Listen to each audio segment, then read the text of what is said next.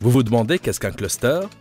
Suivez-moi. Un cluster est un groupement d'entreprises et d'institutions que la proximité géographique et synergie professionnelle rassemblent dans un domaine particulier. Plus large qu'un secteur, il représente un réseau d'affaires dynamique entre fournisseurs, entreprises spécialisées, industrielles, mais aussi avec les universités ou encore les associations professionnelles et agences publiques. L'intérêt du cluster est de mieux cibler les politiques publiques, mais aussi les stratégies du secteur privé, dans le but de renforcer la compétitivité. Par exemple, le cluster des composants électroniques en Tunisie compte 130 entreprises qui emploient près de 23 000 personnes. 11 entreprises recrutent à elles seules près de 53% des ressources. Mais ce cluster est relativement petit par rapport aux pays concurrents qui disposent au final des mêmes avantages que la Tunisie, à savoir la proximité géographique au marché européen, le faible coût de la main-d'œuvre. Alors où en est le cluster tunisien aujourd'hui? Bien que le cluster des composants électroniques exporte beaucoup avec 90% de sa production destinée à des marchés européens, 85% de ses intrants et matières premières sont importés. Car en réalité, le corps du cluster est composé à 70% d'entreprises de fabrication électronique qui ne font que de l'assemblage. Très peu de sociétés de services à haute valeur ajoutée existent, ce qui freine la sophistication du cluster et cantonne la Tunisie à une position de production à faible valeur ajoutée. Et par conséquent rend le cluster tunisien vulnérable à la concurrence internationale. En réalité, la Tunisie peut faire beaucoup mieux. Les entreprises du cluster de composants électroniques pourraient exporter des produits à plus grande valeur ajoutée, à plus de pays et en plus grand volume. Alors quelles sont les contraintes qui empêchent le cluster de se développer dans ce sens?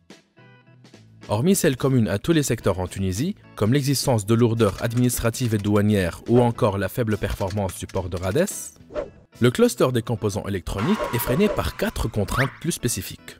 Tout d'abord, le manque de connaissance du marché international, qui révèle par exemple que la demande européenne est principalement tirée par l'électronique industrielle et médicale, loin devant l'électronique automobile sur laquelle la Tunisie reste concentrée. Ensuite, le faible développement de la chaîne de valeur sur le marché local, qui entrave la collaboration des entreprises tunisiennes et par conséquent, l'exportation de produits à plus forte valeur ajoutée. Le manque de ressources humaines spécialisées et expérimentées. Et enfin, le manque de coordination entre les organismes privés et agences publiques censés soutenir le développement du cluster. Mais des solutions existent pour que le cluster décolle.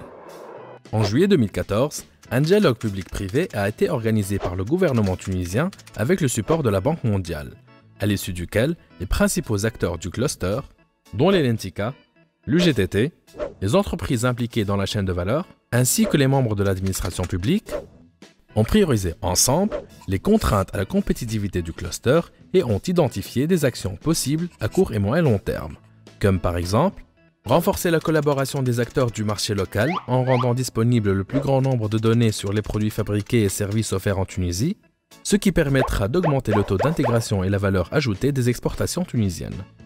Lancer une étude approfondie sur les marchés internationaux pour adapter la production tunisienne à la demande des marchés et l'aider à se spécialiser dans les domaines en croissance. Redéfinir les compétences dont ont besoin les entreprises et adapter la formation à travers une meilleure collaboration avec les institutions tunisiennes. Créer une association professionnelle au service de la compétitivité pour permettre aux entreprises du cluster d'apporter des réponses spécifiques à ces défis. Et enfin, améliorer la collaboration avec les agences de soutien comme le CETIM, CEPEX, FIPA, API pour développer les exportations et assurer une meilleure promotion des produits tunisiens à l'étranger. Vous y croyez? Alors rejoignez dès maintenant la nouvelle association professionnelle dédiée à la compétitivité des entreprises électroniques.